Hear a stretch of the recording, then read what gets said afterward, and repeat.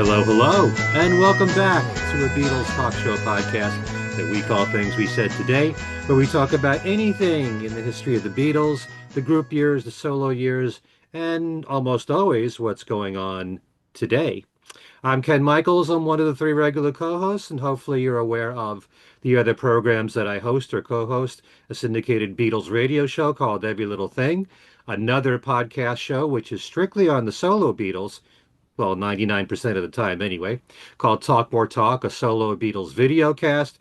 And I also have my own YouTube channel, which is all loaded with Beatles content called Ken Michaels Radio. I'm being joined by my two regulars, Darren DeVivo, who has been DJ extraordinaire on WFUV in New York City for over 40 years. He and I started in radio pretty close in time and always doing a sensational job there and also on Talk More Talk with me. hmm Hi, Darren. Hello, Ken. Hello, Alan.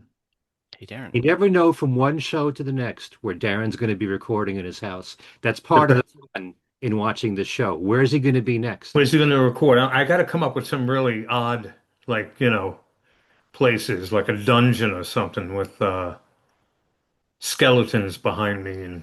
Okay, that'd be But I'm in cool. the dining room now, for those who wonder. And Okay, I'm not this red. I think the paint behind me on the walls is making it look like I'm a tomato head. But okay. The bathroom would be nice. Do it in the bathroom. yeah, I could, but I'm not going to. I don't think people will appreciate that. We don't do the show in smell-o-vision, so.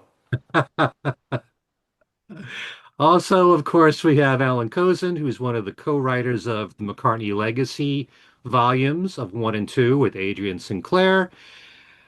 And from the cavern to the rooftop, and got that something, how the Beatles, I Want to Hold Your Hand changed everything. And for many years, writing for the New York Times in their classical department. Hello, Alan.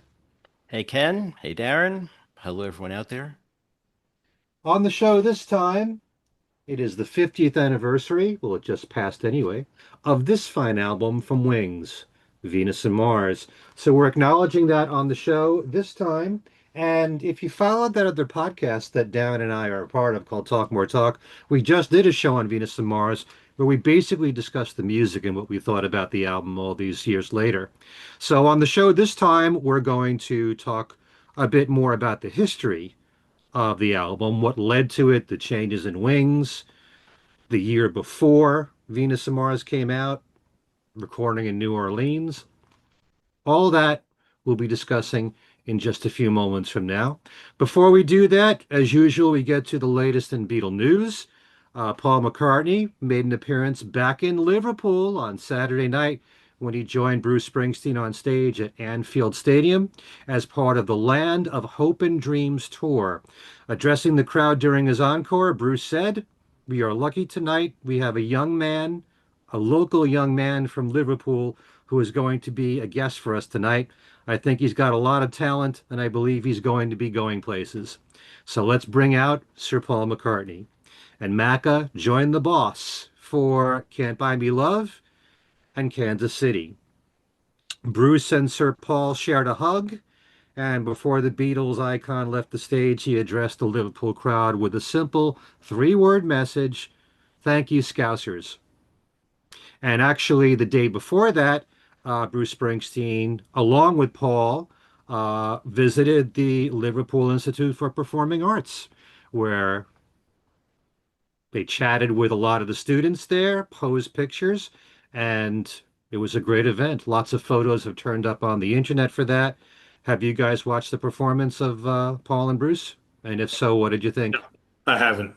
Okay, Alan? It was okay.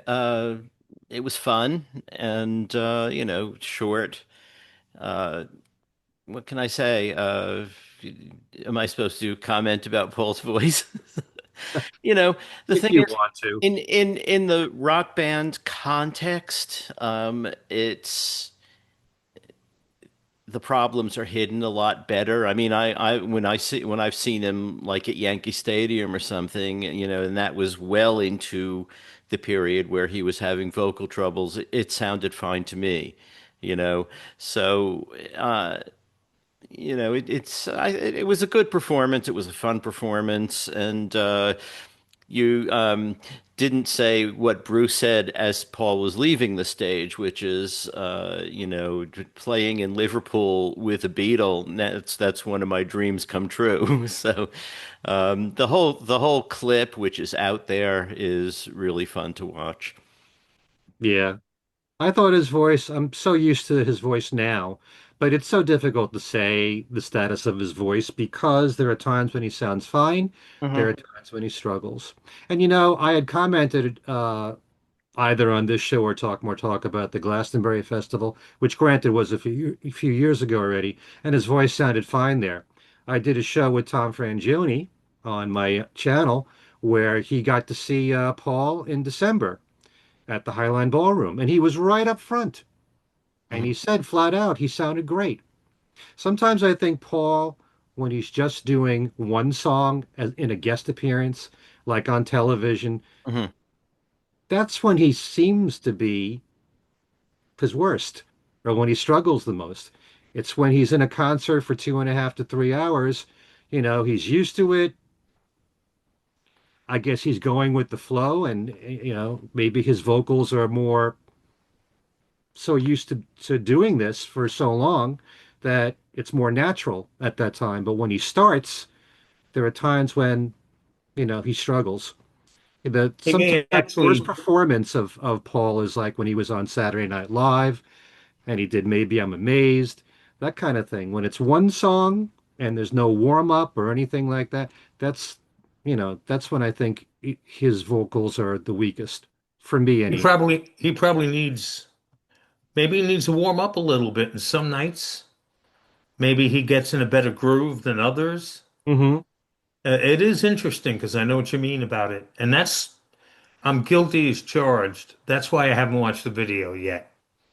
I enjoyed seeing the pictures and knowing it happened, but that's why I haven't watched the video yet. I will tonight. Well, apart from seeing the two of them on stage, seeing Bruce's face looking at Paul, it's Yeah. like, even though they've been on stage already, I you was know, going to say that's happened before, right? Yeah. yeah, It must have happened, Glastonbury. right? Yeah. And um, it was in Boston, I think I saw the two of them together. Um, and he looks like he's in heaven. Just looking at Paul and singing along with Kansas City, doing the hey, hey, hey, heys. He played the guitar solo in Kansas City, Bruce did. So, and I also noticed that since the E Street Band were in town, there are pictures. Max Weinberg did a concert at the Cavern Club, Hmm. and you Oh could, yeah, I heard about that. Yeah. yeah, Glenn Burtnick is in the band, so he's playing at the Cavern, and John from Liverpool, who plays the George guy, he's in the band too. So it's really Wow. cool to see them at the Cavern, people that we know performing there. All right, Ringo Starr kicks off another tour with the All Stars this week, June the 12th. Yes, it is June, in Bridgeport, Connecticut, followed by a show at Radio City Music Hall, the tour ending June 27th. I will be at the one in Bridgeport. Darren will be at the one in Radio City. And we'll be doing a show on Talk More Talk about those shows very That's soon. right. Now, if you missed the TV special Ringo and Friends at the Ryman, CBS Television will be repeating it this Friday while Darren's at Radio City. This Friday night at 9 p.m. So that's June the 13th, this Friday night. If you haven't seen it, it's a great show. Of course, the big news a couple of weeks ago is the Beatles mono vinyl box set. It was released on May the 31st, and people who subscribe to Beatles.com store actually had 24-hour access to buy it. It cost $545. Copies sold out quickly. It's the first time since it's been released it was in 2014 since it came out, and was mastered in 2014 from the Analog Master Tapes, and this is a 14 LP box, and also includes a 108-page hardbound book. Okay, And I have no idea. I don't think any of us knows if they'll be making more copies. So I guess neither of you went and purchased this. Well, I got it when it Well, Got it with my originally came CD out box. in 2014, I think it was. So, Yep. since they didn't change the color of the box, I didn't feel I had to buy it again. they put a thin stripe down the back. Oh I'm no! kidding. And you would have to buy it. Hmm. Slightest little difference. Yeah. Variety is reporting that Julian Lennon is launching a new animated series aimed at the children's market called Love the Earth, which he unveiled at South by Southwest in London. The series aims to blend indigenous storytelling with environmental activism for young audiences, and it's based by on Lennon's best-selling Touch the Earth book trilogy, co-authored with Bart Davis, directed by Jean-Paul Martinez, and co-produced by Mina Kara. Love the Earth employs wildlife modeling, real-time animation, lush 3D environments, and immersive sound design. The series is produced by Compassionate Studios in the UK. Upon completion, Love the Earth will premiere worldwide on YouTube, positioning itself as what the creators call a new model of purpose-driven, globally conscious children's and family entertainment. Julian said, "We're not just telling stories, we're nurturing Earth heroes one adventure at a time. The Earth needs loving. The children are the heart of that love." So I'm Nice. excited about this because it will be on YouTube, so we can all get to watch this. Um, Now we hear Denny Sywell will have a new book coming out, his autobiography, which will be called The Best and Worst of Times. It's the story of a life in a crazy business, a marriage that has lasted 58 years, and hopefully an inspirational message. It is due out in September. More as we hear about it. Thanks to John Bazzini for that information. The band that Joey Molland formed after leaving Badfinger, Natural Gas, released one album together, and now it's being reissued. It's a remastered version, which already came out on June the 6th on the label Iconoclastic. Thanks to Tom Brennan for that information. You just told us on Talk More Talk, Darren, that you had just bought the vinyl. I had just bought an original pressing on Yeah. private stock records, and then they reissued it, which is fine. Um, Trivia question: another member of Natural Gas of note is You got me. Jerry Shirley from Humble Pie. Okay. Very nice. Okay. Well, a lot of these musicians know each other. So after leaving Badfinger, I'm sure that it wasn't a struggle for Joey to find really good musicians to work with. Um, at the Liverpool Beatles Museum, a special tribute was held for Mal Evans to celebrate what would have been his 90th birthday, and his children Gary and Julie were there, as well as our friend and colleague Ken Womack, who wrote the most excellent book, Living the Beatles Legend. There's a brand new version that's out of Listen to What the Man Said from a singer named Nora Harris. It's off her album Dreamin'. Dig a little deeper, and you'll find that last year she released strictly as singles, digital singles, her covers of Real Love and Now and Then. She also made a Christmas album called Happy Christmas, in which she covered John and Yoko's song and Paul's Wonderful Christmas Time. Thank you, Scott O'Rourke, for that information. So she covers Real Love and Now and Then. What about Free as a Bird? What about Christmas time is here again? Yeah, there you go. Get on the ball, Nora. And also, just happy to announce that recently there was a new YouTube channel for The Ed Sullivan Show, and it just reached 1 million subscribers. Doing very well. Get into all that classic music that was on that TV show. So that is the latest in Beatle news. And so we talk now about Venus and Mars. And like I said, we'll get more into the history of it. So I'm going to ask Alan a bunch of questions Certainly, a lot of this was researched in the McCartney Legacy. But for everyone that's curious, the new members of the band, Jimmy McCulloch and Joe English, and actually Jeff Britton before that, Jimmy McCulloch began his relationship working on a session for one of Linda's songs, right? In Paris, right after Band on the Run came out. In fact, it might have even been before it was released, but it was towards the end of '73. They all went to Paris. Jimmy McCulloch had had a number of close encounters with Paul over the years. The day of Bloody Sunday, when he wrote "Give Ireland Back to the Irish," he and Denny Sywell and Linda and I guess Monique, Denny's wife, all went to I think the Rainbow to hear Mountain, basically. But second build was the Jimmy McCulloch band. So they heard Jimmy McCulloch at that.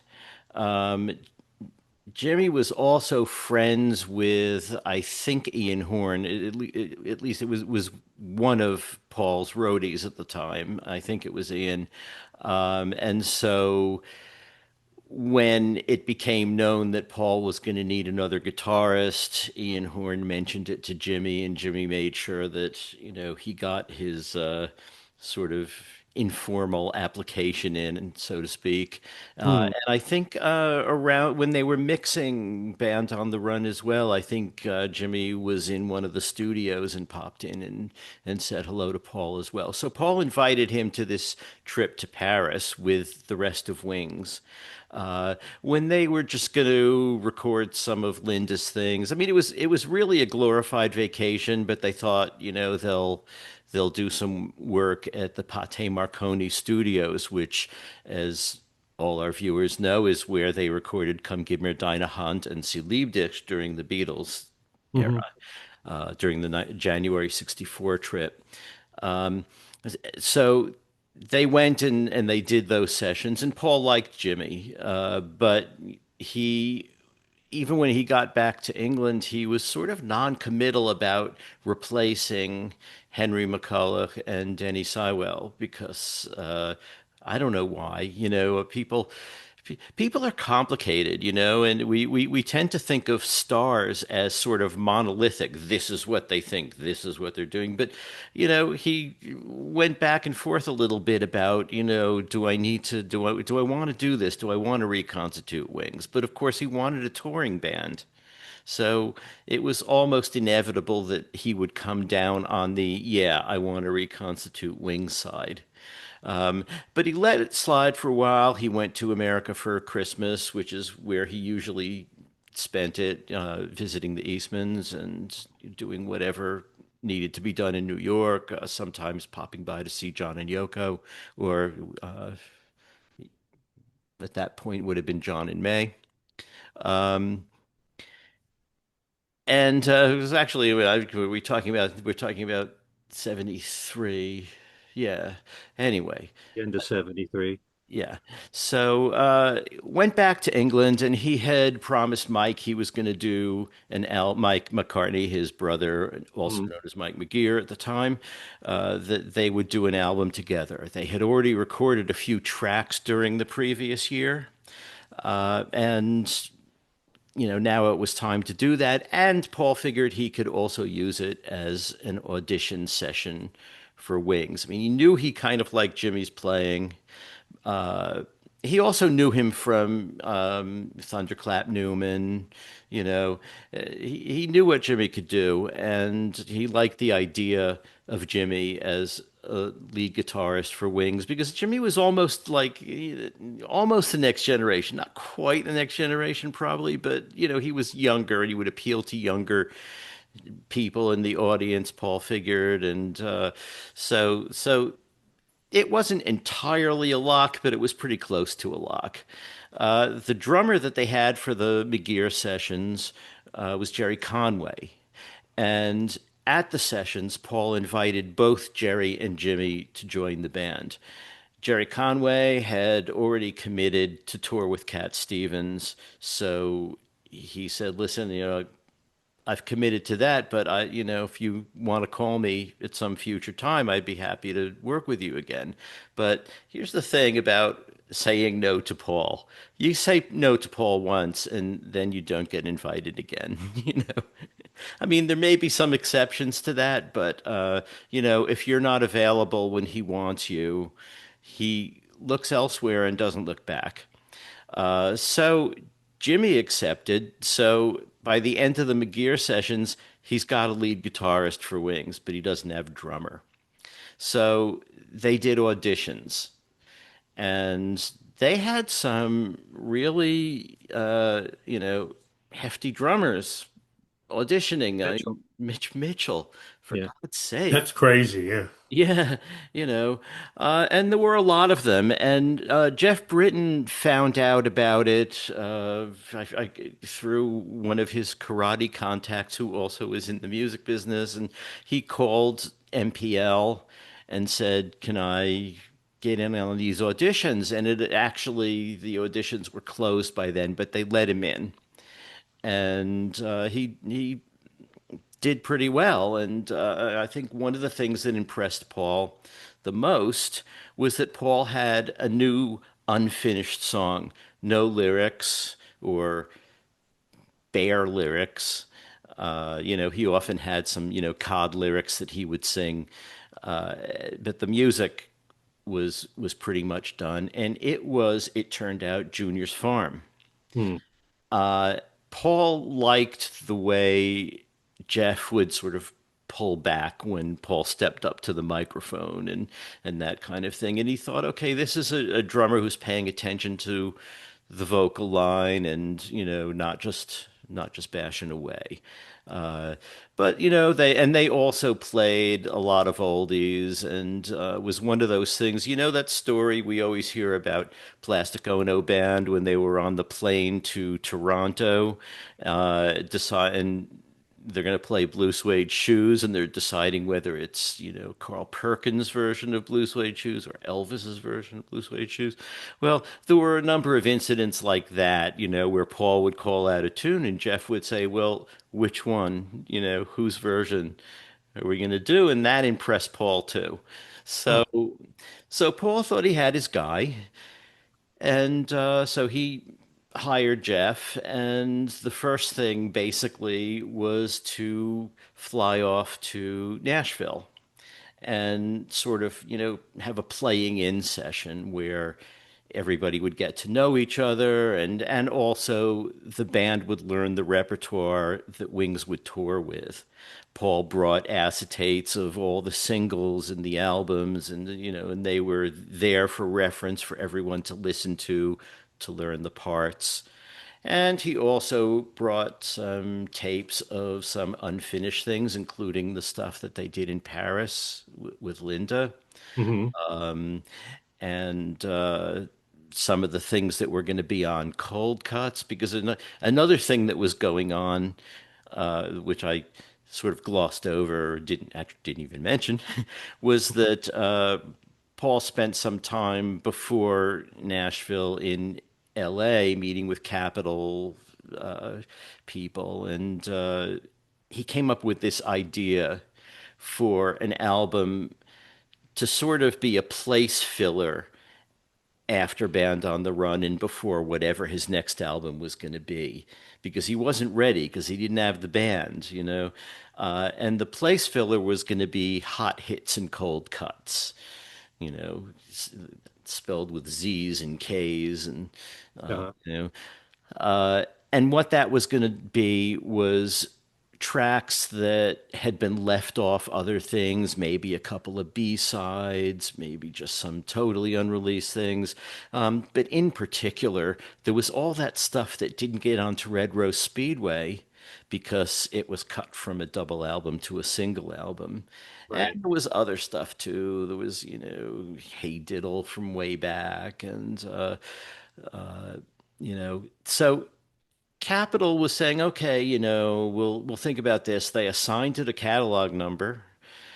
Hmm. What Paul wanted to do was put it out since it wasn't really going to be like new Wings recordings. He wanted to put it out as a budget album. And Hmm. Capitol said, "What, are you crazy? We need a budget album. We don't sell Paul McCartney albums as budget albums." Uh, but anyway, so that plan was sort of always floating in the air, and he brought some of the tracks with him to Nashville to do some overdubbing on. One was called a track called Mood Music,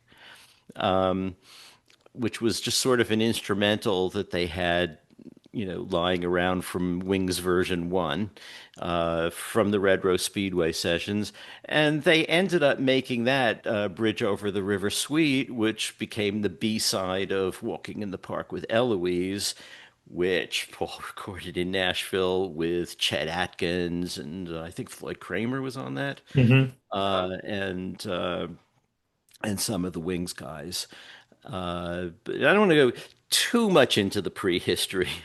Uh-huh. But so they did that trip to Nashville. It was largely successful in terms of the band playing well together, but they didn't totally get along well together. Jimmy began sort of assailing Linda's playing, picking up the mantle of Henry McCullough from the first version of Wings. Uh, uh, Jeff got into some scrapes too. He put a stick of dynamite in the mailbox of the place where they were staying and blew it up. And also, British people are always surprised at our policemen carrying guns, and so he talked to some Nashville policemen and he expressed that surprise, and the cop actually gave him a gun.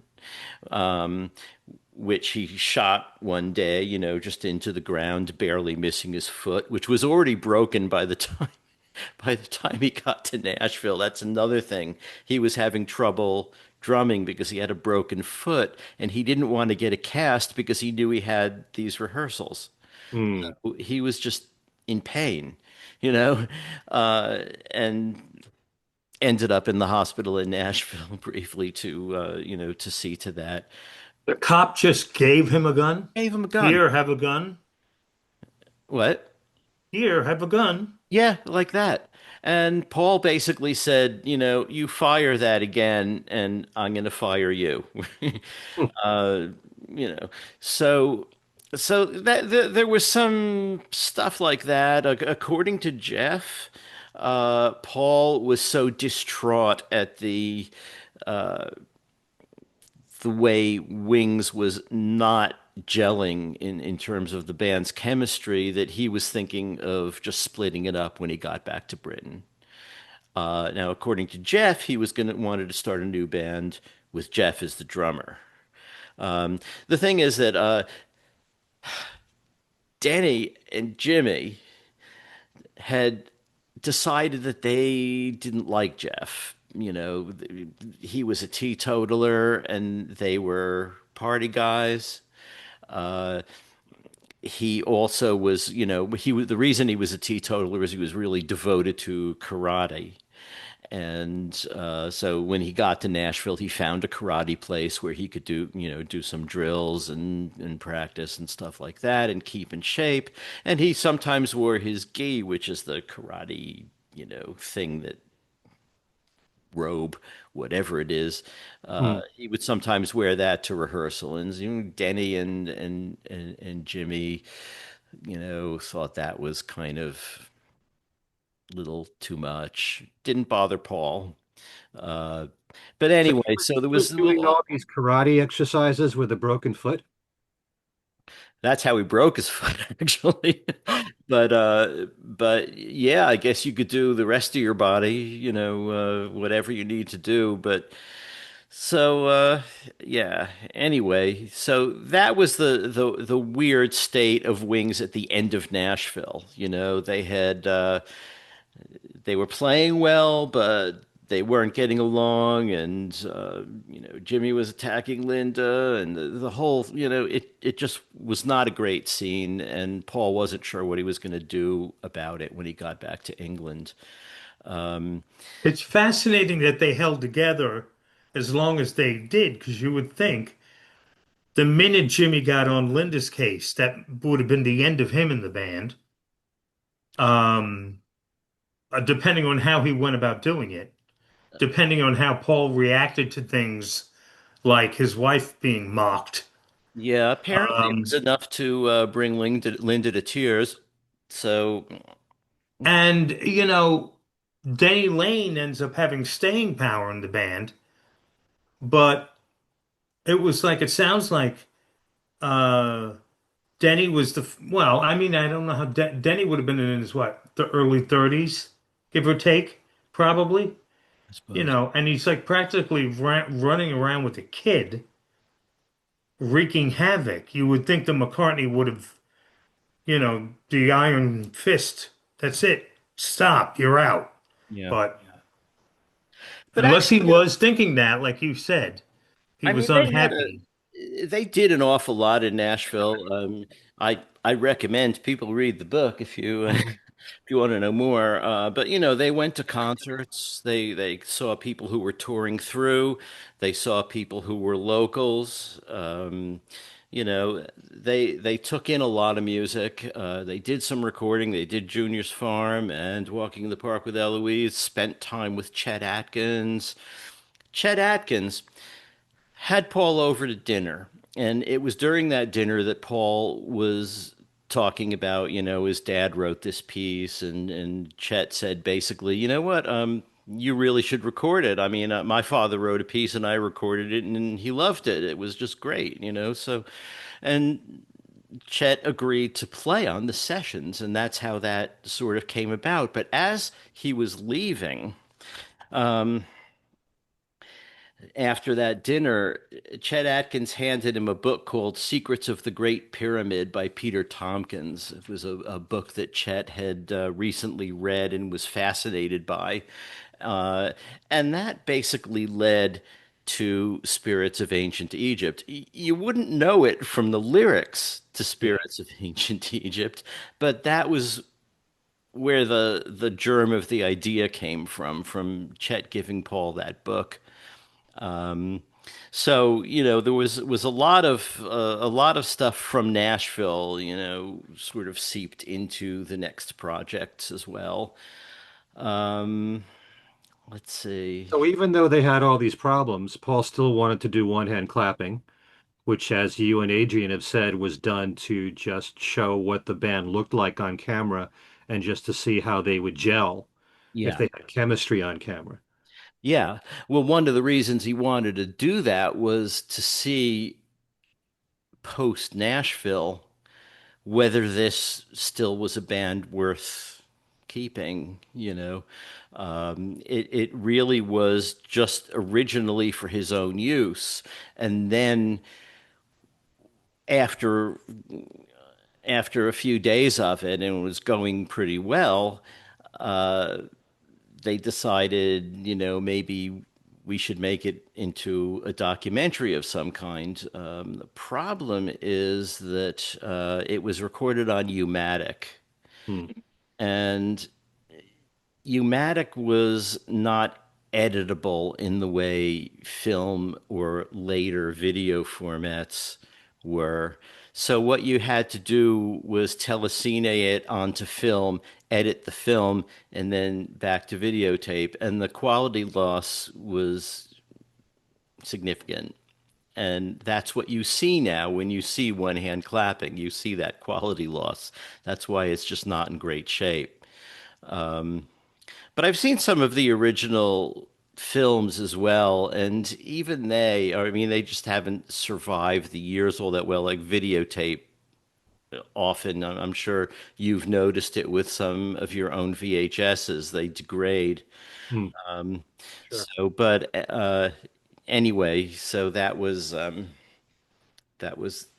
that, and he decided it was kind of a good production, but the BBC would not air it because of the quality, and so it just sat on the shelf until like last year, and he finally brought it out.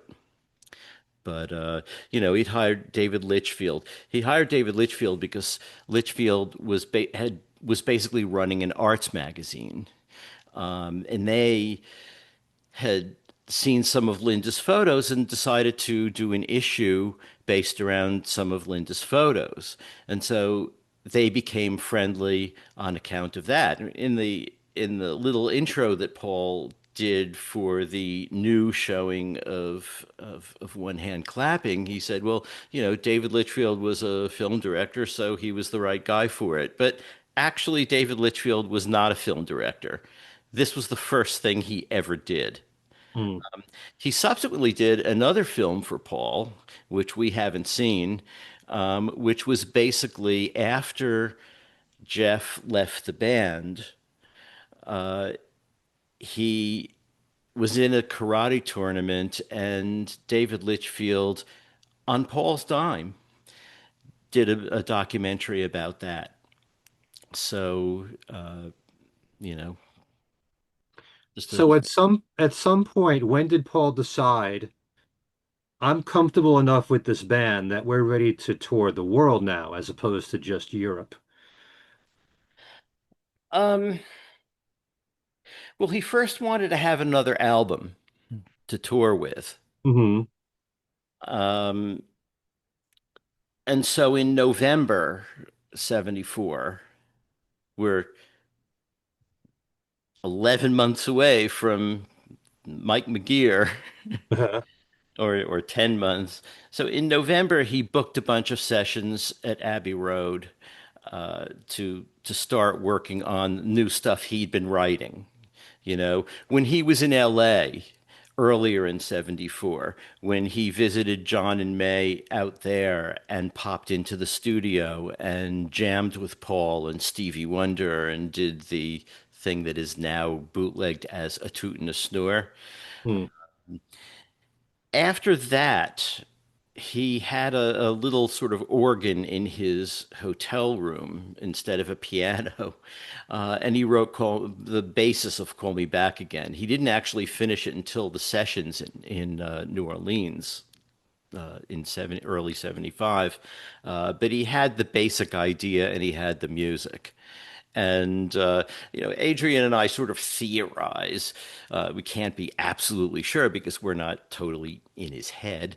That Call Me Back Again is sort of a reference to, after Paul and John spent a little time together out in LA, they had agreed to stay in touch, and there may be an element of that in there, but it basically was sort of an organ blues kind of tune. So he Hmm. had that, and had some other things, including Rock Show. Um, and Rock Show was the first thing they did in their sessions at Abbey Road. He booked two blocks. He booked November 1st to 15th, and then Abbey Road was going to be occupied for everybody making stuff for Christmas and whatever. So he couldn't get more time there. So he booked another period from January 8th to 26th because he hadn't yet thought about New Orleans. Um, that was one of those things that happened almost by accident through a whole bunch of coincidences. One coincidence was the very first song that they were recording was Rock Show. And they brought in this guy named Kenneth Afro Williams, who was a member of one of the New Orleans bands and was just visiting London. And I can't remember who knew him, but someone invited him to the sessions, and he played like congas and things on the first version of Rock Show. There were several versions of Rock Show. It took him a while to get it right, and in fact, they didn't get it right until they redid it, I think, for the third time in New Orleans. But that was where they started. And now Paul is definitely thinking about touring because Rock Show is pretty much written to be something you would play at a rock show. You mention all those venues, and good chance he was going to be playing in some of those venues. And so, those things always draw a cheer. It's you know, smart thing to do, sort of maybe predictable, but nevertheless, it was a good song, and he figured he would start the sessions with that because Right. he didn't have everything yet. So they did their couple of weeks in November. Let's see. Oh, so I was going to say, about New Orleans being an accident. The first coincidence was Kenneth Afro Williams, coming from New Orleans, and he worked with Alan Toussaint, and he worked at C. Saint Studios, and he talked to Paul about that, and just stayed in the back of Paul's mind. He didn't, do anything yet about it.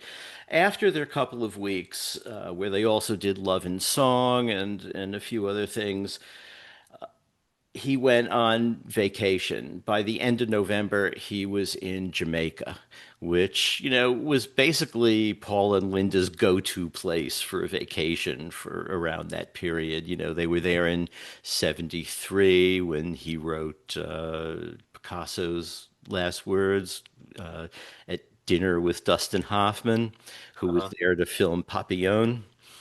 Um, anyway, this time, he's hanging out on the beach and he gets a bunch of comic books and he has a bunch of sci-fi novels, and a few things happen. One is he runs into Paul Simon, okay? And Paul Simon had recorded parts of There Goes Rhyme and Simon, or maybe all of There Goes Rhyming Simon at C. Saint Studios, and worked with Alan Toussaint, particularly on a song called Tenderness.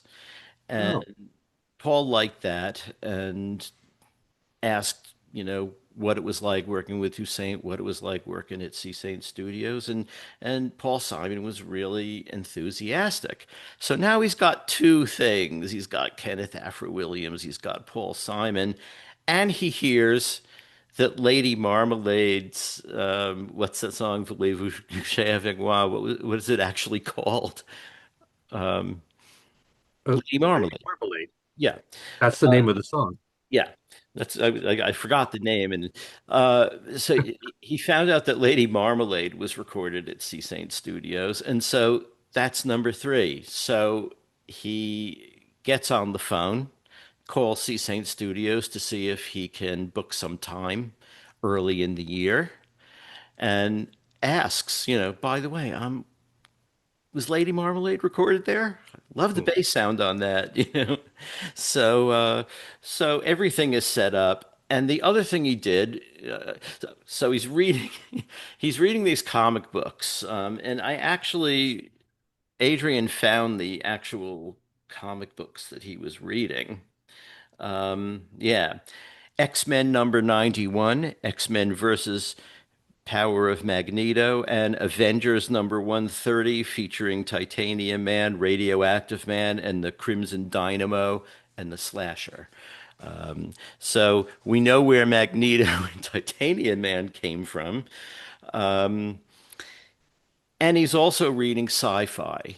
So we know where Venus and Mars came from because he has this idea of, waiting for, spaceship to come and pick him up. He even came up with a name for the spaceship, which was basically just a number that ended in nine because he wanted to rhyme it with friend of mine. Mhm.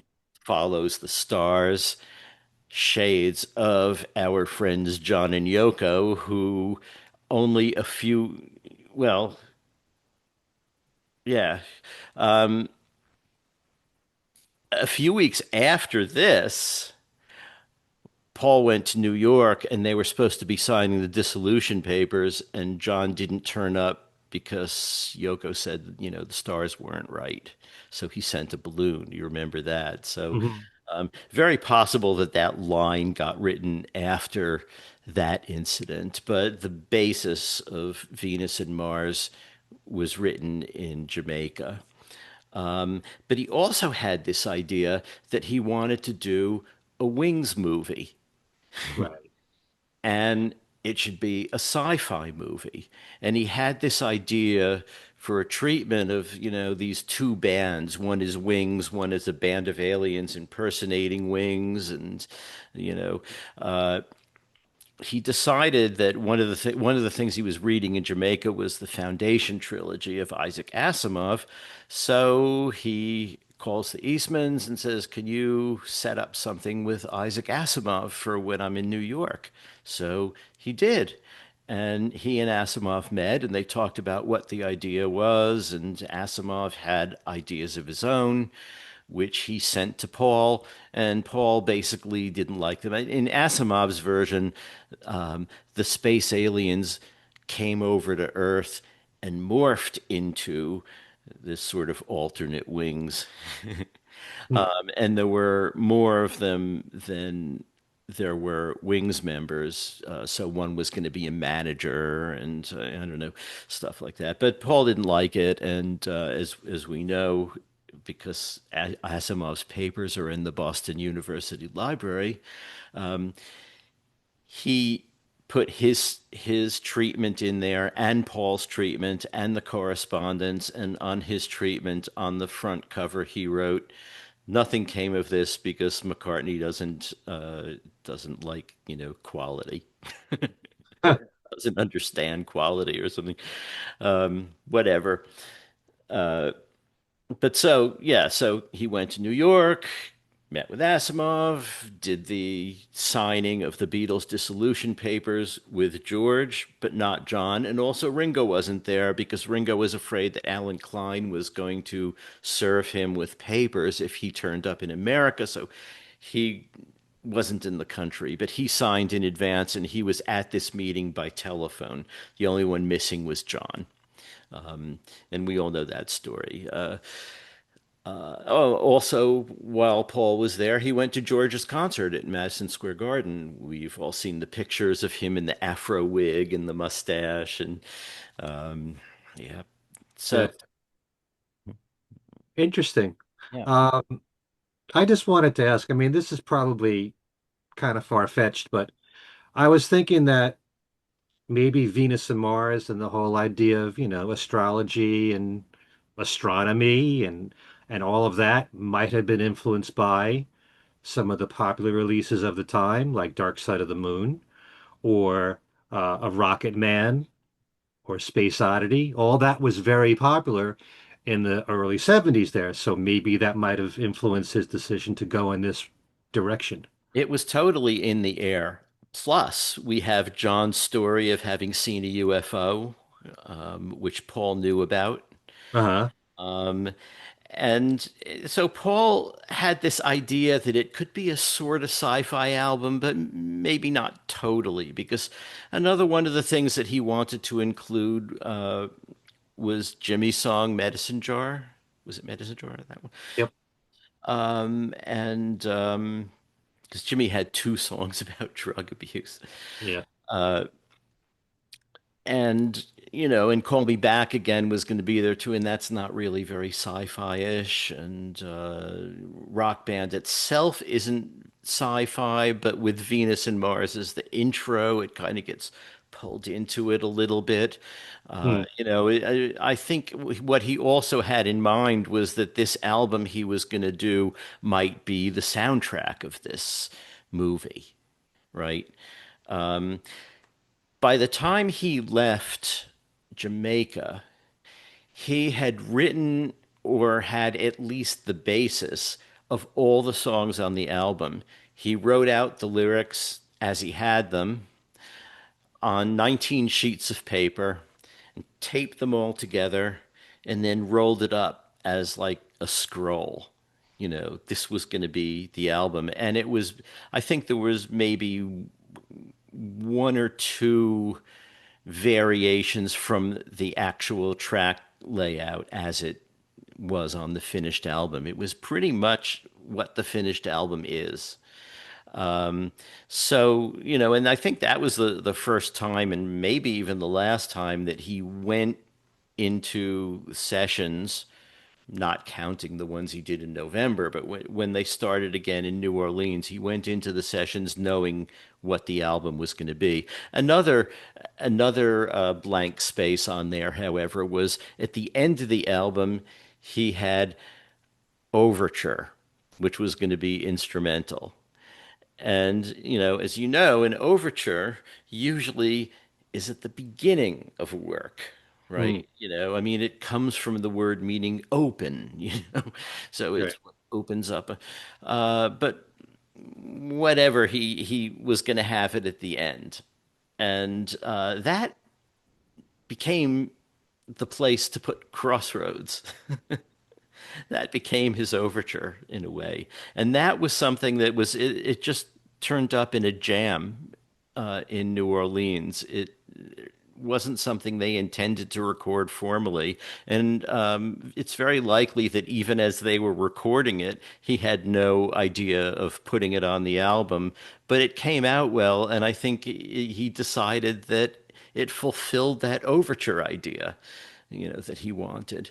So he had this scroll, went to New York, went back to England, but now decided that like we're going to cancel the EMI January sessions because instead we're going to go to New Orleans. Uh, and he turned up in middle of January. I think he got there on the 16th. Took a little tour of the studio with Alan Toussaint and Marshall Sehorn, the other owner. And basically everyone's trying to figure out what they're going to do because, usually you work at C Saint, Alan Toussaint is going to produce you. But Paul was producing himself. So, and the other thing is that the meters were basically the house band at C Saint, and so they were always around, and they were happy to watch the sessions. And this was one of the problems that Jeff had. The Meters drummer, Ziggy Modalist, was someone who, whose work Jeff knew really well and really admired. And suddenly he's in New Orleans, and Ziggy Modalist is like on the other side of the glass watching these sessions, and it really made him nervous. You know, Earlier in London, when he was having some problems with, I can't remember which song, but it was, in that 2 weeks that they were recording, he was having some problems getting the kind of beat that Paul wanted or the kind of sound and arrangement. And one of the roadies, I guess it might have been Ian Horn, persuaded him that, now might be the time for you to try marijuana. So he smoked a joint and it did loosen him up and he got through the rest of the session and it was okay. So that was that. And But eventually they got rid of him in the group because of how he played on Venus and Mars, the song Venus and Mars. was it, Wasn't it? yeah. Um, yeah, there were a couple of songs that Paul wasn't totally happy with, but it was really just a couple. And and he just decided, the okay. So another thing he did in New York was meet with Tony, Dorsey? yeah, Tony Dorsey, who had done arrangements for some of the things in Nashville, and he liked the stuff that he did, and so he invited him to New Orleans. And when Jeff was having some drumming problems, Paul turned to Tony and said, "You know anybody?" And Tony took out his little black book and he knew a lot of drummers down in Macon, Georgia. And he called them all and no one was answering or no one was around. And he finally thought, I saw this guy play in a group called the Tall Dogs Orchestra. And that was Joe. But he didn't know Joe. Now, Jeff, for some reason, I mean, probably because he didn't interview all the parties, felt that Tony had torpedoed him, and Tony persuaded Paul to take, one of his friends, Joe, to be the drummer. But Tony didn't actually know Joe, and Joe was like not the first or maybe even the fifth or sixth on his list. It's just that he couldn't reach anybody. And he had to come up with someone because, Paul asks you to come up with someone, you want to come up with someone, right? So he invites Joe, and Joe is there like that night. Same night, Jeff is fired. And then the sessions, start in like the next day, and Joe has no idea what's going on. So, Tony is basically conducting him for the first session, just so that he knows basically where the breaks are, where the changes, goes from the verse into the bridge, all that stuff, just some basic, cues from Tony. But after that one session, he was on his own, and he did okay. All right. Darren, you want to ask some questions? I'm curious about Paul re-upping with Capitol, which would have been around this time. He was the only Beatle who stayed with EMI as Apple was fizzling out. And talk about a little bit about the behind the scenes, the business side. Paul deciding he was going to stay with EMI, and I believe that was why Venus and Mars in the US was on Capitol. It could have been on Apple if Paul stayed till the bitter end. Well, even before that, Paul was very militant about not wanting Apple on his labels, and contractually he sort of had to, so he would do everything he could to have the apple really small on the back, or to come up with a special label with pictures or whatever that didn't have an apple, but it would say Apple in text. Yeah, right. But so there was never any possibility he was going to be on Apple any longer than he had to be on Apple. But by early 75, they had done enough, they had signed the dissolution papers, by the end of 74. So he wasn't obligated to be on Apple anymore after that. They still had Apple, and they still hadn't divided the money, and that went on forever. And, as we know, Apple still exists. So, but I think the fact that they had signed the dissolution papers, and that was that in terms of being required to be on the Apple label, that meant he would be just on Capitol for Venus and Mars. And if they had put out Cold Cuts, that would have been a Capitol record too. He re-upped with Capitol. I don't know that much about the behind the scenes business aspects, except that even that early on, other labels were trying to get, you know, a connection to him. I mean, this is why Warner did McGear. And Warner also subsidized Denny Lane's solo album that came out just before Band on the Run. Mhm. So, Warner definitely had an interest. Columbia probably had an interest, but they weren't making any huge plays at that point. They did a couple of years later, and then they got him. But yeah, I think he, for whatever reason, he wanted to stay with EMI. I think he felt comfortable working with them. And he already had worked out a way where he basically could retain control of the masters, of his masters, and lease them to EMI for release. And that was a good move because he could then, when he went to Columbia, he could lease them to Columbia for 5 years, and then they would revert to him. And if he went back to Capitol or any place else, he would bring the albums with him. It's a smart move. Um, I know that this is kind of like maybe a little detail that's a bit nitpicky that I've always been curious about. It's sort of related to the transition off Apple onto Capitol.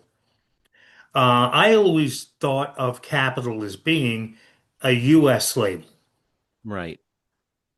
and the Beatles recordings and the Beatles recordings on EMI were Parlophone. Parlophone was a UK label. Right. And then when Apple came around, we know. When McCartney re-upped with EMI and stayed there and ended up on the Capitol label was also the label in the UK Hmm. that Venus and Mars was on, which struck me odd because, well, Capitol was a US label. And there is the black Capitol label, which I think was like a custom design for McCartney Records, because I don't know of anything else that came out on a black Capitol label in the mid 70s. I could be wrong about that.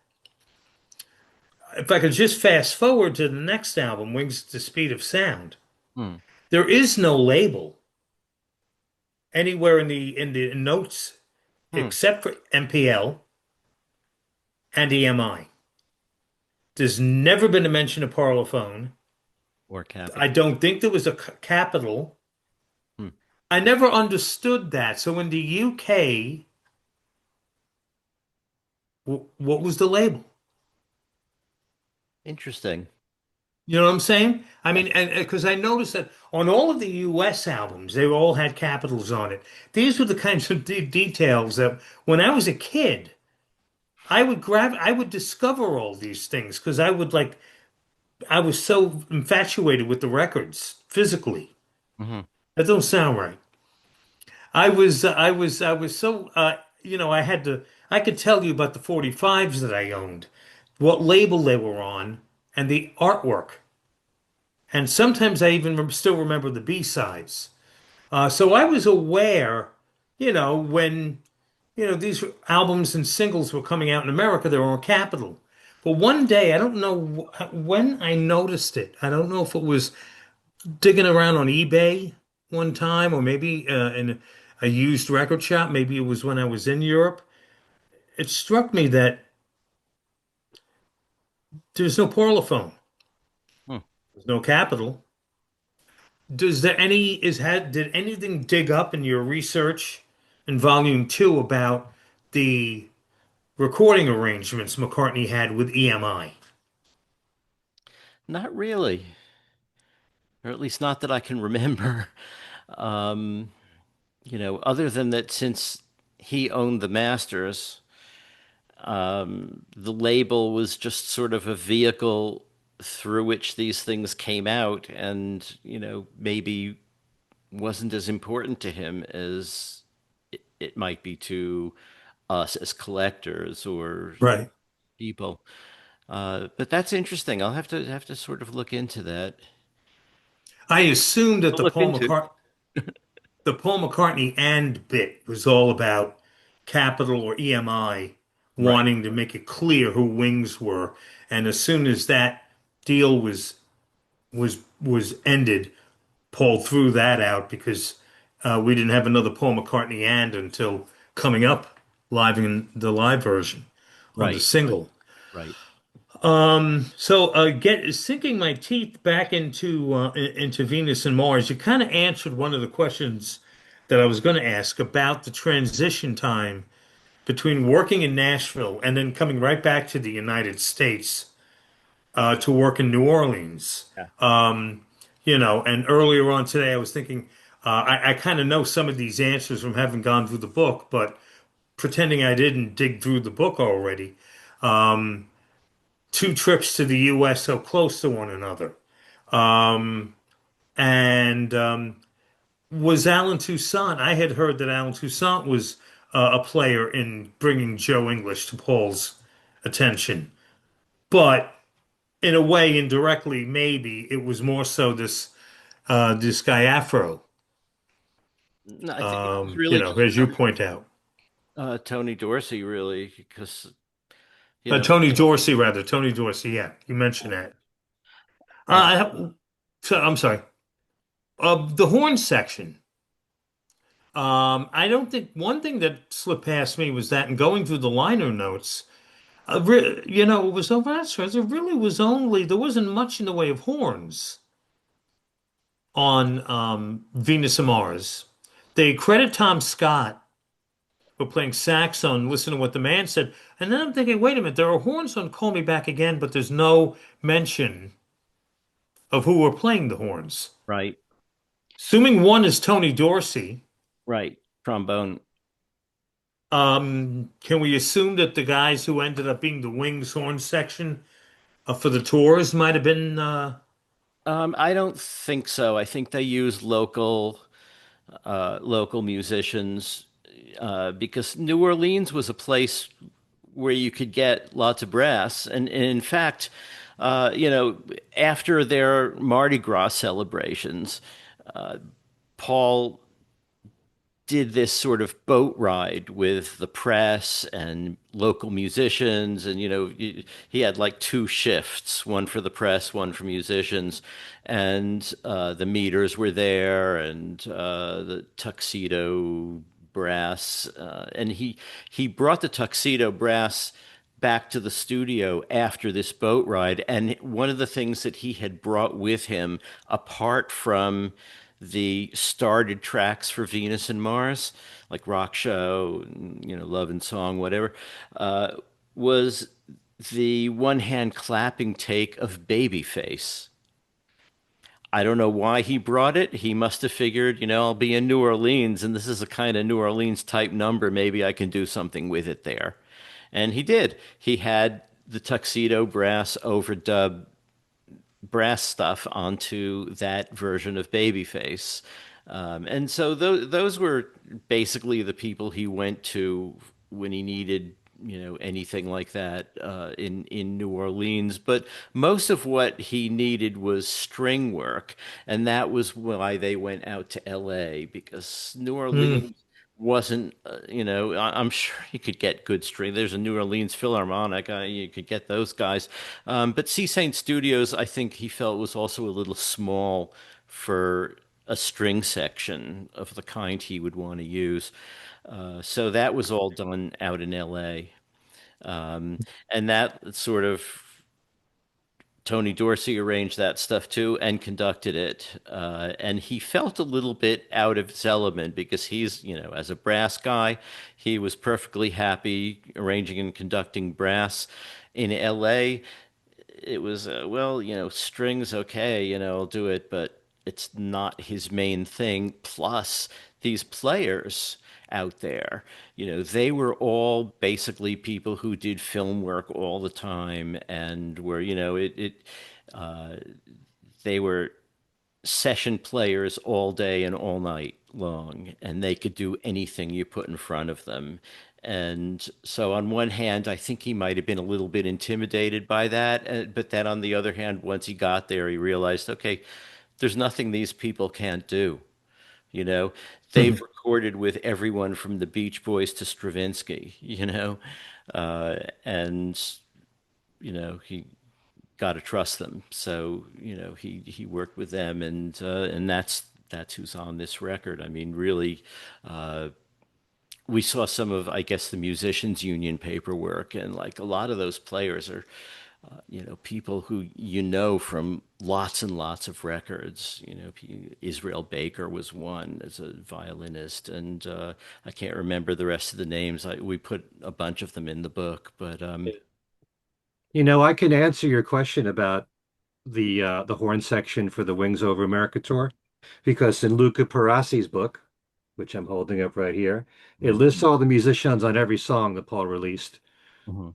And so on Call Me Back Again, it's all musicians, other musicians, with the exception of Steve Howard, who played trumpet, and he was in the Wings Over America tour. Right. Yeah. So Paul's touring brass was a combination of people who, uh, you know, came from from this group that Tony Dorsey put together in New Orleans and people like Howie Casey Right. in England. So yeah, uh, I forgot about him, but yeah, he was a Tony find. Mhm. Yeah, also About Letting Go. Letting Go has brass in it. Mhm. And but all the musicians that are listed here mm, are not of the four that were on the Wings Over America tour. You Right. know what I found interesting in your book was the name Gail Levant, because she played the harp on Venus and Mars Rock Show, and Mm. I recognized her name because she played the harp on Dark Sweet Lady from George Harrison. It's the Really? same person. Mm-hmm. She's been on a lot of Carpenter's records. I think she worked with Barbra Streisand. Yeah. um, talk a little bit about Dave Mason and Tom Scott ending up on a song on the album. Yeah. Well, Tom Scott was a question of they needed something for listen to what the man said. They it just lacked something. And they decided that while they were in LA that that something might be a sax solo. Mhm. And someone mentioned, you know, Tom Scott lives like 2 blocks from the studio here. They were recording at Wally Hyder's. Uh, and Paul said, "Yeah, well, let's call him." And it's like 2 in the morning, you know. So they call him and he says, "Okay, I'll be right there." And he comes into the studio and is warming up. He just, you know, can play me the track and let me hear what it is, and I'll see what kind of stuff I can come up with. And he's playing with the track just to get some ideas, and they say, "Yeah, that's great." And he said, "Wait, that wasn't it. That was that was me just warming up." And they said, "No, it was really great." And he said, "Well, let me do another take or two." So they let him do another take or two, and they said, "The first one." First one was the one. So that was on there. And with Dave Mason, it was just a question of I think they popped into one of his concerts and said hello and said, "We're in town, you know, doing some stuff. You want to come by?" And he did. Um, so it was that simple. The last thing I want to mention, and uh, good wishes going out to Dave Mason, who I understand is very sick these Oh, days. no. Um, the album artwork. Venus and Mars has always been my favorite, or one of my favorite album packages.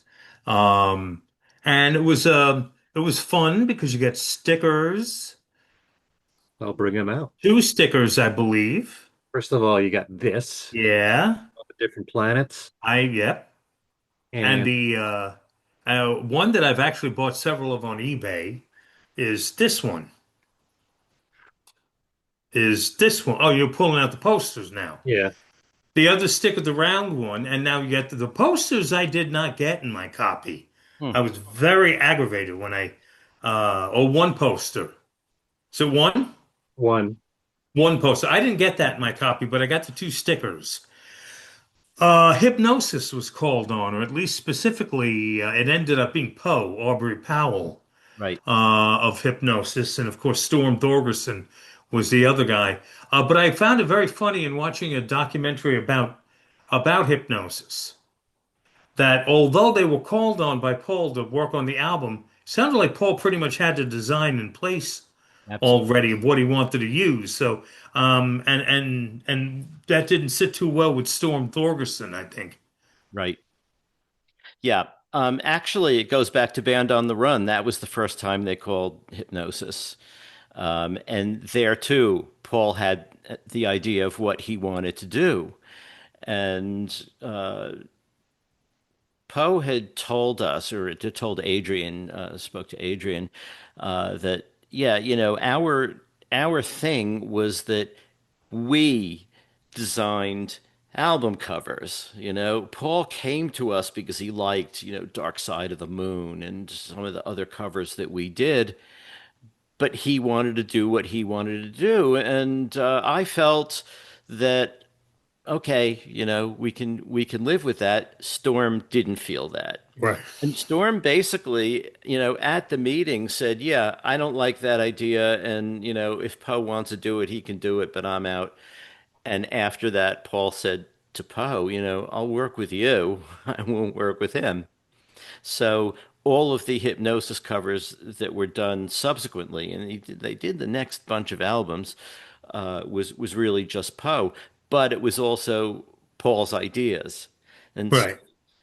there was a billiard table at Sea Saint Studios in the break room, and they got this idea. They liked the way it looked. The couple of balls, red and yellow. And sort of suits the Venus and Mars idea. And so Linda actually took the photo. Right.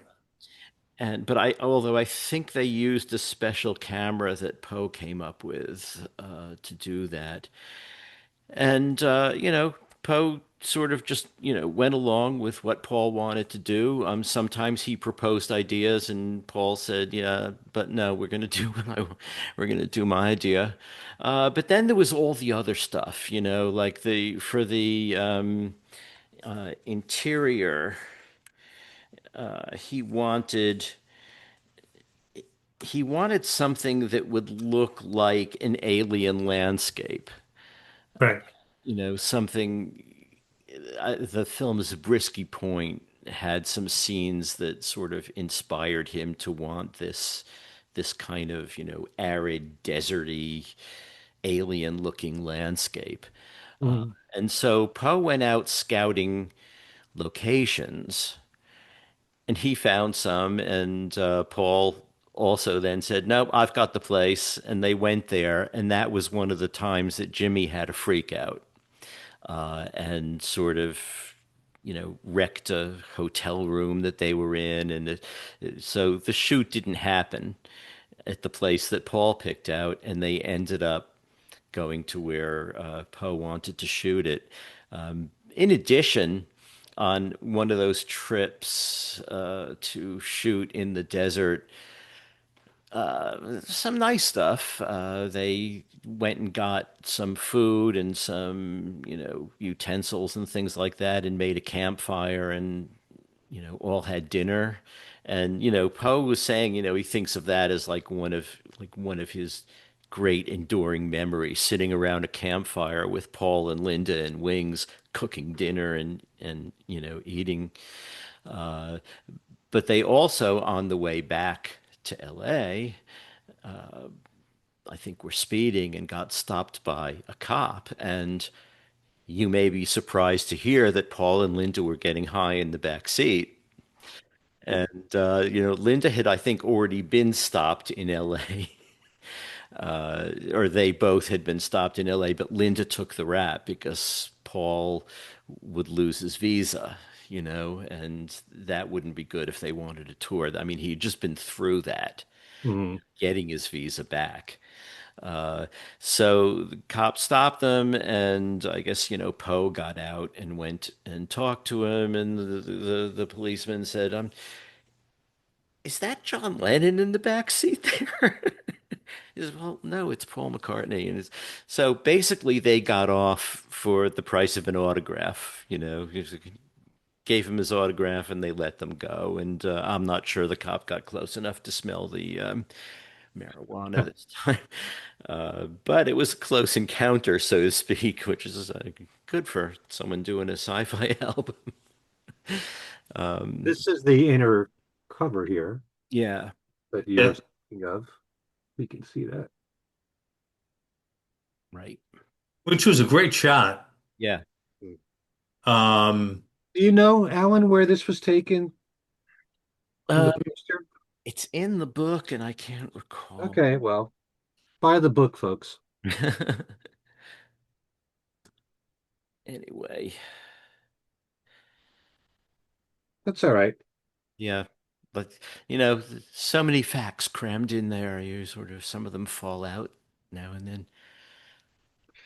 Well, I just have a couple more questions. And one of them is, do you think that there was an intention here to make this album American sounding? I mean, apart from the fact that you've got Rock Show in there mentioning all these different concert venues, making it a, Concert Cabot, Madison Square Garden, all that, But that because but Concertgebouw in Holland, so yeah, wouldn't I know. necessarily be.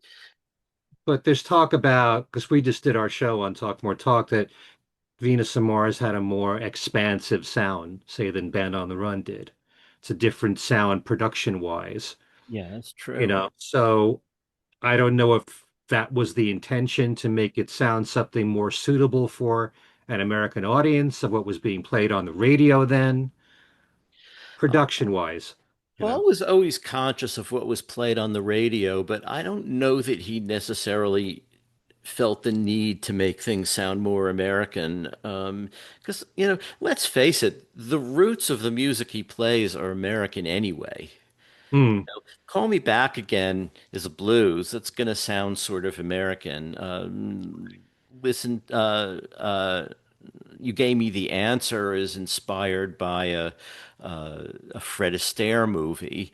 So that's got sort of an American, you know, ethos as well. So I don't know. I don't know that he tried necessarily to make it sound American, or even if it does, I never really thought of whether it sounded American or not. It to me, it just sounds like Paul. Do Uh, you hear a New Orleans influence? With that, if you didn't know that there are New Orleans musicians on here, yeah. even enter your head.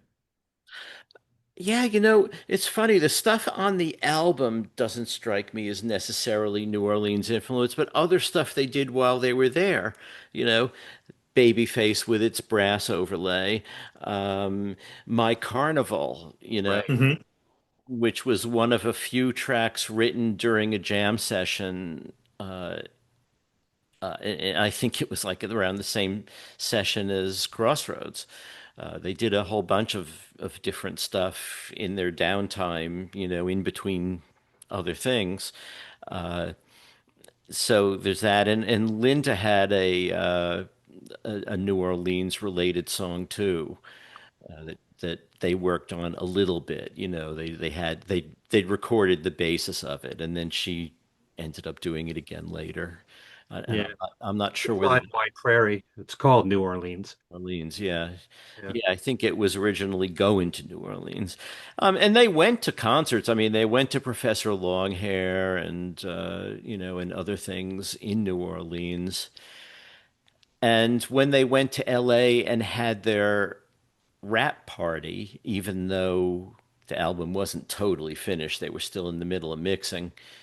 Maybe not the middle. They still had maybe a day or two left of mixing, but they had the rap party and they brought over the Meters, Professor Longhair, a number of other New Orleans musicians and recorded it all, and then Paul put out Professor Longhair's album. Hmm. And Professor Longhair wasn't really that happy about that because his feeling was, I'm playing at a party. No one's listening to us. So we weren't really giving it our all. We were just sort of playing it because, we were hired to play it. And so, wasn't that thrilled about the album coming out. And his manager said, yeah, it really doesn't represent him. But, Paul sort of meant well there because Professor Longhair had come to London and was playing at, I think, Ronnie Scott's. And so Paul said, you know what, we have this recording, we can put it out. I'm not sure why, I mean, this is someone under contract to a record label, presumably, why you can just put out a, a, a recording. I don't know, but he did. And it was just recently reissued too, a couple of Yeah. years ago. But unless he wasn't under contract at that time. A Possibly. lot of times these recordings from these blues musicians, and they would come out after the fact on a reissue budget label or one final thing that I want to mention, piggybacking off what you just said, Ken. I had said, excuse me, on Talk More Talk that Venus and Mars sounded more arena Hmm. rock-ish, Yeah. knowing because Paul knew He was going to they tour. were going to be playing, they were going on tour, they were going to play arenas. The first Wings tour were more theaters, I don't think they were talking arenas all that many, or maybe maybe there was a few isolated shows and venues that large, but um, definitely I thought that the Venus and Mars album had that very big arena, massive hall sound to it. No album of McCartney sounded like that beforehand or after. Okay, that's a good point. True. Yeah. You know what I would have liked to have heard that hasn't come out on bootlegs, and I don't think Paul has included it in any of. Did Paul include the take of Rock Show that has Alan Toussaint on piano? I mean, actually, the finished take has it, but he was faded down. There's an early take that's on the Venus and Mars box set, but I'm not sure if Alan Toussaint's I on it. think that's one of the London ones. Yeah, in the final version, Alan Toussaint was in the session and played, apparently a very Fats Domino type of piano line. Well, he And played the coda at the end, mm, mm, which is only on the studio recording, and right, Paul didn't he right. didn't But perform that part. for the rest of the recording, they faded him down, and because I guess they felt, whatever he envisioned for the song, once it got to, overdubs and other things. He just felt maybe it was too much, but that would have been another New Orleans touch, and I guess maybe the coda is a New Orleans touch, but otherwise you don't really. I mean, does Venus and Mars sound very New Orleansy to you? No. Yeah, No.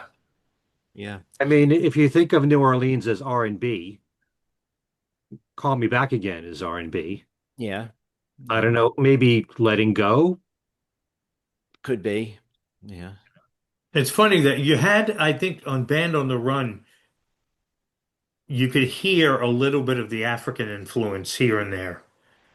Um, but I never heard it with any like New Orleans or any maybe um, residual Nashville vibe on Venus and Mars.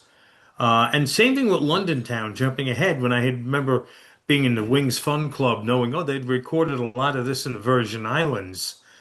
And then here's the album London Town with a very kind of wintry looking album cover photo, and very little of the album struck me as something done, you Yeah. know, Tropical. in the sun in the summertime while on yachts, No. except maybe more Smoosh and the Grey Goose. But Yeah. um, Yeah. There's that sound of the sea that you hear before Deliver Your Children, you know? Hmm. Hmm. hmm, A little no, bit. I never thought of that. No, I don't know if I've ever heard that. And I Yeah, don't really hear much African influence in Band on the Run Well, either. not on Mamunia or Oh, a little maybe. bit of Mrs. Vanderbilt. I don't know. I always thought the Ho Hey Ho was, Oh, maybe. Hmm. you know, and Mamunia. Um, what song is it has a little bit of some of the percussion, I thought. well, Picasso's Last Words has a lot of percussion too. Yeah, I think that was the one that I thought maybe a little bit of the some extra drums and stuff leaking in. Yeah, that to Nothing me, obvious though, but that just felt experimental, but I suppose you could be right. I think he might have been sort of, terrorized out of making it sound too African after Fela Kuti came by the studio and said, "You're just here to steal the black man's music." Um, so to me, it just again sounded like Paul. What I'm always a little puzzled by is Venus and Mars. People don't love it the way they love Band on the Run, and to me, it's pretty much as good an album as Band on the Run. I mean, Band on the Run's peaks are really, really high, and maybe they're higher than Venus and Mars gets to. But Venus and Mars is, it's very varied. It's very solid. So many styles on there. Which was one of the Beatles' strengths. For instance, on the White Album. Every style known to man is on that. Uh, but here you've got, Call Me Back Again, you've got blues, you Letting Go, you've got a different kind of bluesy sound. You've got uh, You Gave Me the Answer is, that sort Yeah, of Paul. yeah, Paul's honey pie suitcase, Yeah. Um, uh, Magneto and Titanium, man. I don't know any other song from Paul that sounds like that.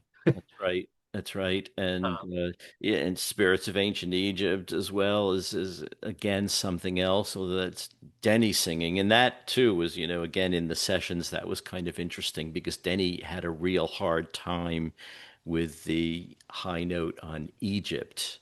Spirits of Ancient Egypt. He just couldn't hit it, and Paul kept saying, for a while, look, it's psychological, Danny. I know you have that note. You can do it, hmm. and they kept doing it and at different sessions, and then finally, I think Paul joined him for that note. So that's partly Paul. Uh, and there's sort of an old tradition of that. There was a Wagner recording made when Kirsten Flagstad was a little bit old for the role, and they had a very young Elizabeth Schwarzkopf, who later became, huge, sort of standing next to her in the studio. And when it got to the high note, Schwarzkopf sang it. Hmm. It's interesting, classical music's supposed to be so pure, but they play games too. Yeah. And Medicine Jar, outright rocker, very Yeah, biting, yeah. very edgy. So is Rock Show. And I love one of my favorite ballads of Paul is Treat Her Gently, Lonely Old People.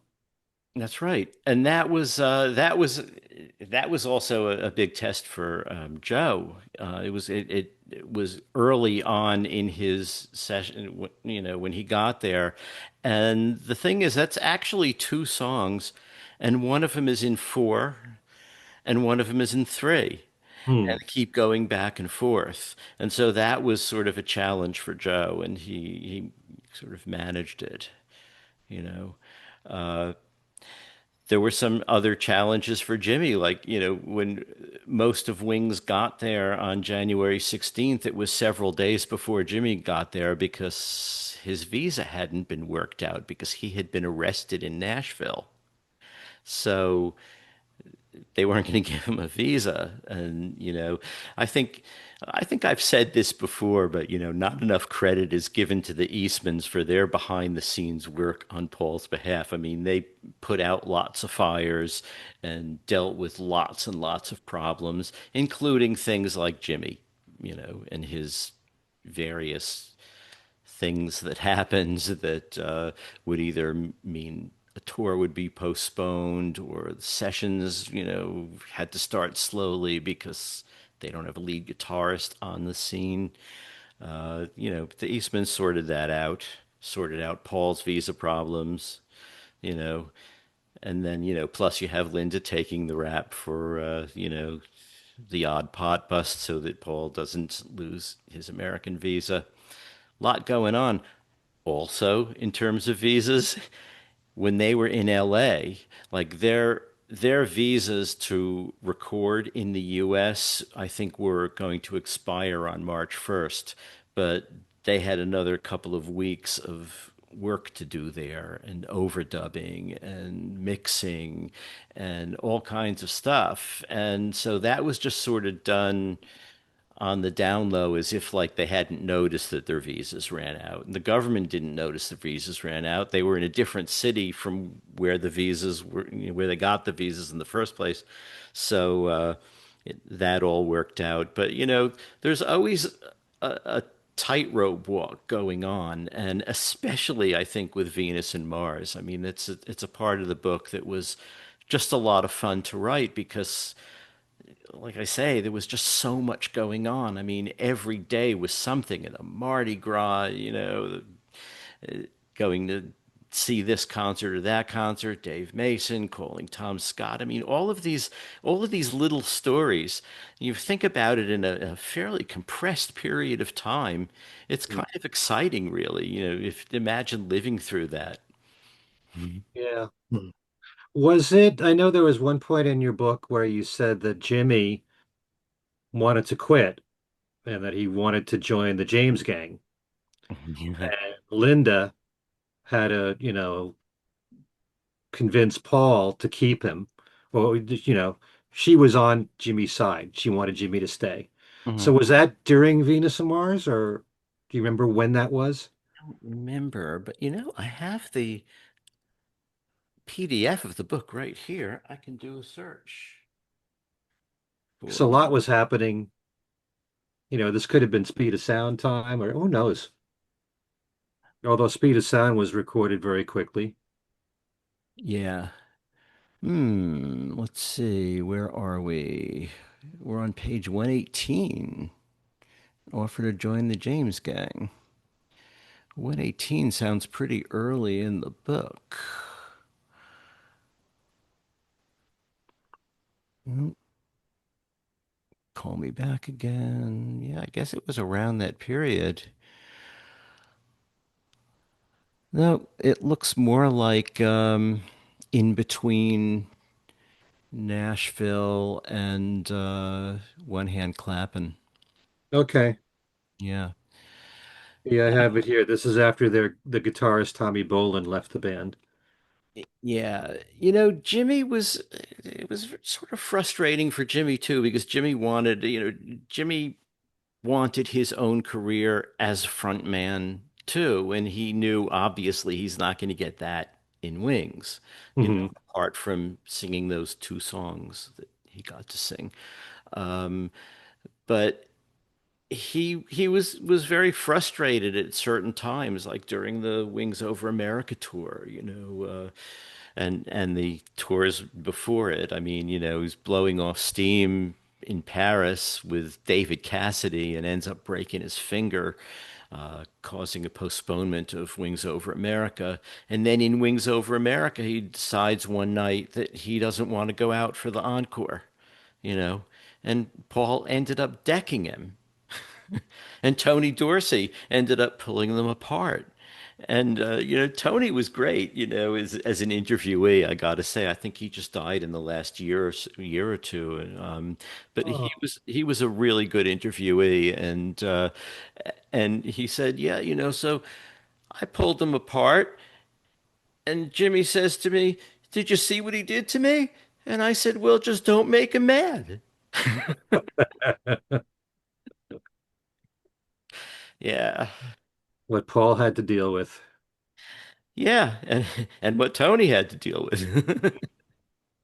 So yeah, All right. All right then. Anything more we want to add? I don't know. I definitely think Venus and Mars. I agree with you, Alan. I think it's pretty equal to Ben on the Run, my opinion, you know. And as I also said on Talk More Talk, I'll never understand why, yes, I love the song Ben on the Run. I recognize why it's a classic. I don't understand why Venus and Mars Rock Show isn't just as much of a classic. It's such a great album opener. It's still to this day the best song Paul has ever opened a concert with mhm. in his solo career. Yeah. But yeah, I just don't get it. It's really a solid album all the way through. Paul's always been about eclecticism, writing in so many different musical styles. He does that, as we said, on this album. And There are albums of his that I think of as pairs, and I think it probably is just me because they're not really. Some of them are, like Tug of War and Pipes of Peace. I mean, right. that all comes out of the same sessions and continued, later on after Tug of War was out. Uh, but I think of Band on the Run and Venus and Mars together, maybe just because black is so prominent on the cover of both. I To don't me, know. to me, it's Venus and Mars and Speed of Sound, Really? but that could be because of the Sure. tour and the band. Yeah, both of those albums were written specifically with the idea of playing the songs on tour, Mhm. and yeah, those both work. But I hadn't thought of that. Actually, they probably work better than than Band on the Run and Venus on Mars because apart from also being recorded in, let's say exotic locations, if New Orleans is exotic. We'll have Bruce Spicer come and tell us if it's exotic or uh, uh, but I think of Flowers in the Dirt and Off the Ground because of Yeah. Elvis Hmm. Costello stuff. Mm. So, there were certain things albums of his that just seemed to me to be natural pairs, and Venus and Mars and Band on the Run. Because also, with Band on the Run, he was Band on the Run finally, as a solo album, got him the respect that he had been craving all this time. He had been doing okay in terms of sales and in terms of popular response to his albums, but the press was, not impressed until Band on the Run. I mean, there were good reviews for all of them and bad reviews, but the general tenor was, yeah, Paul can do better. Band on the Run, it was like, okay, this is it. And it got to number one three times in the US. It gave him a strong hand to deal with Capitol, to deal with your question from earlier. Now it wasn't like if his contract was up for renewal after Wildlife, it would have been a very different kind of negotiation than Yeah. after Band on the Run. But with Venus and Mars, there was a lot of pressure to equal that and I thought he did a really good job. Why people think it sort of paled after Band on the Run, I don't know. But I mean, as someone who has spent his life as a music critic, one of the things that researching these books has done for me is that I don't totally understand the critical press. Of course, maybe rock criticism is different than what I did, but I mean, especially in Britain, I mean, they just had their knives out for him all Hmm. the time you know Mm. and we listen to these albums now, and I've now been like going into them and taking them apart, and listening to like line by line and the structures of the songs and what's going on. And okay, there are problems he has sometimes with lyrics because he doesn't value them as much as the music, and okay, that's his prerogative. And there's maybe this music isn't as good as that music or whatever, but he puts a lot of work into these albums, and generally speaking, I've come away liking albums that I didn't like of his a lot more now that I've spent a lot of time with him, and it could have gone the other way. It could have been, yeah. Now that I've taken this apart and looked at what goes into it, I think it's even more worthless than I thought in the first place. But that's not what happened, I mean, even songs that I haven't especially liked all that much or haven't paid any attention to really, just sort of played the album and they wafted over me and, didn't really care. Now looking at it, it's this is genius, So yeah. Well, I always felt, and from my early days on this show, Uh-huh. I was often a lot more critical of Paul's things than I am now. You So said you're a Lennon guy. yeah. Yeah. I've Uh, always, I've always recently felt that Venus and Mars was sort of the sleeper. A lot of people seem to like that album, and that would be the one rather than the obvious pick, Band on the Run. Seemed like people would gravitate to Venus and Mars or Back to the Egg as their favorite Wings albums. Um, and perhaps now that we've hit the 50th anniversary, it just seemed that there was more interest in the half-speed mastered version of Venus and Mars than there was for some of the ones that came before. Perhaps people are coming around a bit more now. It's going to be Venus and Mars' turn. I mean, the big, great example of that is how people ignored and disliked Ram, and now many will say it's amongst McCartney's best oh, it's better than Band on the Run or whatever. Right. Um, but a lot of people seem to have liked Venus and Mars, and um, I think that's increasing now. For me, it's amongst his best, but I mean, I like so many of them. It's hard to, separate. I've always been slightly more partial to Speed of Sound for whatever reason, but just slightly. But you know what they say, Venus and Mars are all right tonight. They say that and sing it. Yeah. For me, I would say that looking at Paul's entire catalog in his studio albums, there's about 10, maybe 11 that I rate as truly great, and Venus Wow. is one of them. And I like what you said just now, Alan, about, once you take the time and really study the music and really get to know it, your opinion can change, And as you get older, your taste could change, or you can find reasons to appreciate stuff that you hadn't appreciated before.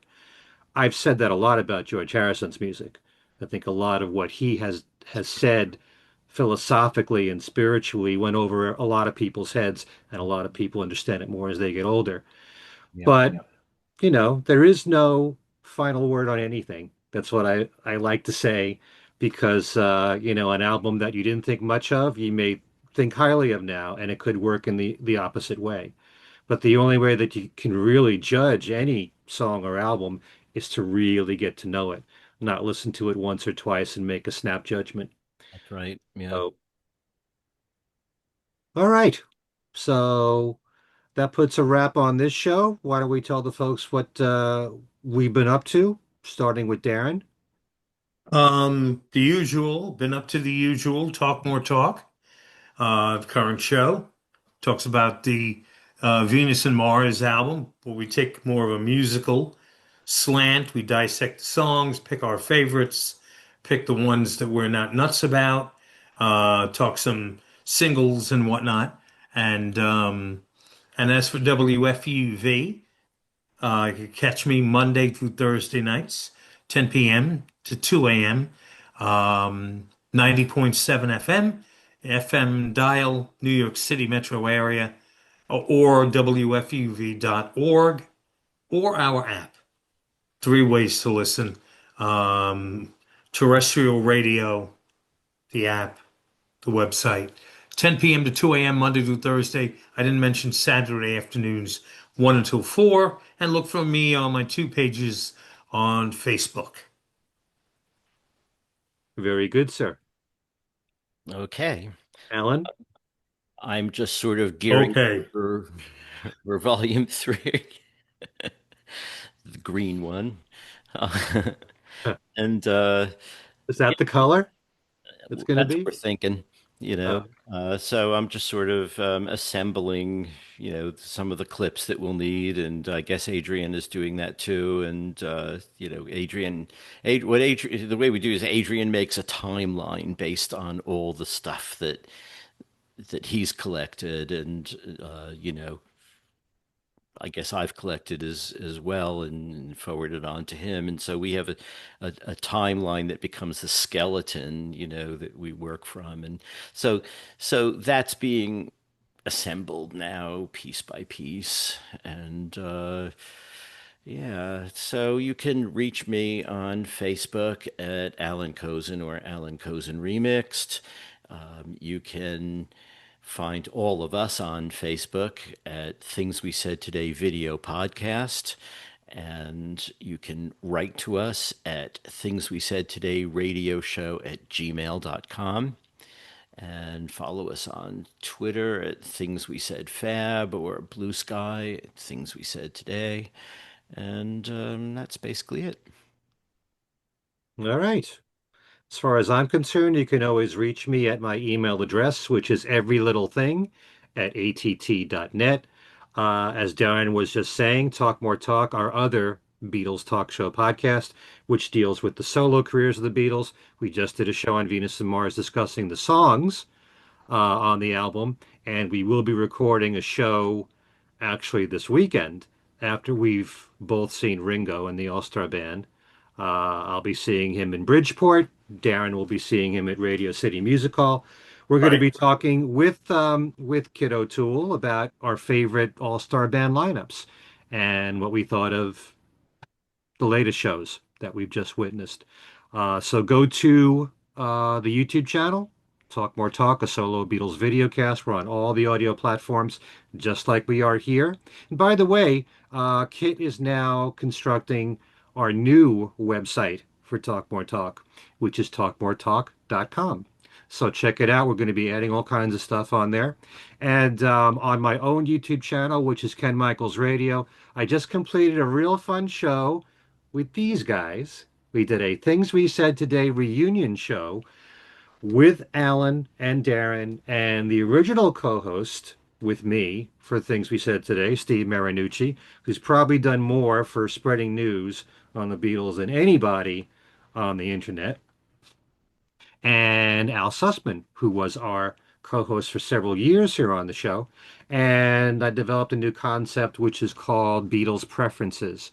And what I did was I pitted two songs or two albums together, and my co-hosts had to pick which one they preferred to listen to. Oftentimes they kind of got confused with what the premise was and not talk about which one is better. That's not what the issue is. It's which one you prefer to listen to. For example, the single of Hey Jude and Revolution. I would recognize that Hey Jude is one of the greatest recordings of all time, one of my favorite songs of all time, but I might prefer to listen to Revolution right now. And then you say why. Has nothing to do with what you think is better. It's what you feel like listening to now. And we had several examples of that, Beatles and solo-wise. So check it out. All five of us together on the same show. We only seem to do that when it's the 100th episode, but it was like the 400th episode and the 300th episode. You don't have to wait till the 500th.